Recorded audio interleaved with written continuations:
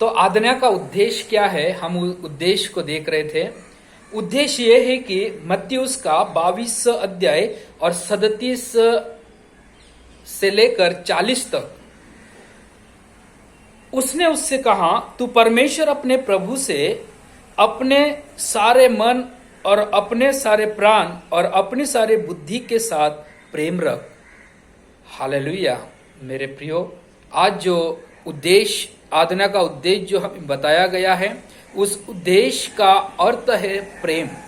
उस उद्देश्य का उस आज्ञा का उद्देश्य है प्रेम। उस आज्ञा का उद्देश्य क्या है? प्रेम है। और उसी ही उद्देश्य को आज हम इस समय हम आपको बता रहे हैं। और नीचे इस वचनों के द्वारा परमेश्वर का वचन कहता है कि सारे मन से, सारे प्राण से और सारे बुद्धि के साथ प्रेम रख। उस परमेश्वर से हमें क्या करना है? सारे मन से, सारे प्राण से और सारे बुद्धि से हमें उस परमेश्वर से प्रेम रखना है। और हमें और बताता है कि यूहन्ना की पुस्तक उसका 15 अध्याय 10 वचनों के अनुसार उसमें लिखा है कि यदि तुम मेरी आज्ञाओं को मानोगे, यदि तुम मेरे आज्ञाओं को मानोगे तो मेरे प्रेम में बने रहोगे। हालेलुया। मेरे प्रेम में बने रहोगे, जैसा कि मैंने अपने पिता को आज्ञा को माना है और उसके प्रेम में बना रहता हूं। जिस रीति से यीशु मसीह ने कहा कि मैं अपने पिता के आज्ञा में मानकर मैं यीशु मसीह में बना रहा, और इसी रीति से हमें हमारा पिता यीशु मसीह, हम उसके आज्ञा के अनुसार, उसकी व्यवस्था के अनुसार, उसके वचनों के अनुसार हमें रहना है, तब जाकर हमें उसके प्रेम में बने रहेंगे। ये है इस आज्ञा का उद्देश्य जो हमें सिखाता है। और हम सीखते हैं कि आज्ञा का भंग कैसे होता है। जब वह आज्ञा का भंग कैसे होता है, मरकुस की किताब उसका 7 अध्याय, मरकुस की पुस्तक उसका 7 अध्याय और उसमें 20 और 23 को मैं पढ़ता हूं। 20 और 23 को मैं पढ़ता हूं। फिर उसने कहा, जो मनुष्य में से निकलता है वही मनुष्य को अशुद्ध करता है। जो मनुष्य से निकलता है वह मनुष्य को अशुद्ध करता है, वही मनुष्य को अशुद्ध करता है, क्योंकि भीतर से अर्थात मनुष्य के मन से बुरे बुरे विचार, व्यभिचार, चोरी, हत्या, परस्त्री मग्न, लोभ, दुष्टता, छल, लुचपन और क्रूरदृष्टि, निंदा, अभिमान और मूर्खता निकलती है।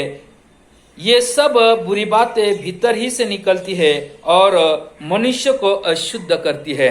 ये है जो आज्ञा का भंग करते हैं, जो आज्ञा का भंग करते हैं इन सारे बुरे बातों के द्वारा। अगर मेरे प्रियो इन सारे बुरे विचार हमारे मन में हो, इन सारे बुरे विचारों से हमारा मन भरा हुआ है, तो निश्चय परमेश्वर का वचन कहता है कि जो उसके आज्ञा का उद्देश्य क्या है? प्रेम। तो निश्चय जब ये गुण हमारे जीवन में भरे हैं तो परमेश्वर के साथ हमारा प्रेम नहीं है, हम उसके आज्ञाओं के साथ बांधे हुए नहीं है, हम परमेश्वर से बहुत दूर है। आइए अपने मनों को पूछो, अपने मनों को जांच कर देखो कि मैं परमेश्वर के कितने निकट हूं, मैं परमेश्वर के कितने पास हूं। तब जाकर परमेश्वर हमें वो उस रीति से चलाएगा जिसके आज्ञा के अनुसार अगर हम चलते हैं तो निश्चय उसके आज्ञा के अनुसार चलने वाले लोगों से वो प्रेम रखता है, प्रीति रखता है। वो अति प्रेम रखने वाला, दया करने वाला, प्रेम रखने वाला, सामर्थ देने वाला परमेश्वर है। और निश्चय हम उसके प्रेम से भर जाएंगे, उसकी सामर्थ्य से हम भर जाएंगे, और यही दया परमेश्वर हम पर किया है। तो आज हम उसके मेन मुद्दे पर आते हैं, जो हमें 10 आज्ञा के बारे में हम पहले पढ़ चुके हैं दूसरे वीडियो में। आज ये दूसरा वीडियो जो पहली आज्ञा मैं आपको बताना चाहता हूं, दूसरे को ईश्वर करके न मानना, दूसरे को ईश्वर करके न मानना। परमेश्वर का वचन कहता है कि दूसरे को ईश्वर करके न मानना। मत्ती उसका 4, 10, 11 को मैं पढ़ता हूं। मत्ती उसका 4, 10, 11 को मैं पढ़ता हूं। उसमें लिखा है, तब यीशु ने उससे कहा, हे शैतान, दूर हो जा, क्योंकि लिखा है, तू प्रभु अपने परमेश्वर को प्रणाम कर और केवल उसी की उपासना कर। क्या कर? उसको प्रणाम कर और केवल उसी की तू उपासना कर। और परमेश्वर की हमें आज्ञा, निर्गम की पुस्तक उसका 2 अध्याय 3 वचनों के अनुसार हमें ये आज्ञा मिलती है कि दूसरे को ईश्वर करके न मानना। जब यीशु मसीह की परीक्षा ली गई तब उस समय शैतान आकर यीशु मसीह की परीक्षा ली कि उसने कहा, तब यीशु ने उससे कहा, तब उसकी परीक्षा यह ली गई कि उसने कहा 9 वचनों के अनुसार, यदि तू गिर कर मुझे प्रणाम करे तो मैं यह सब कुछ तुझे दे दूंगा।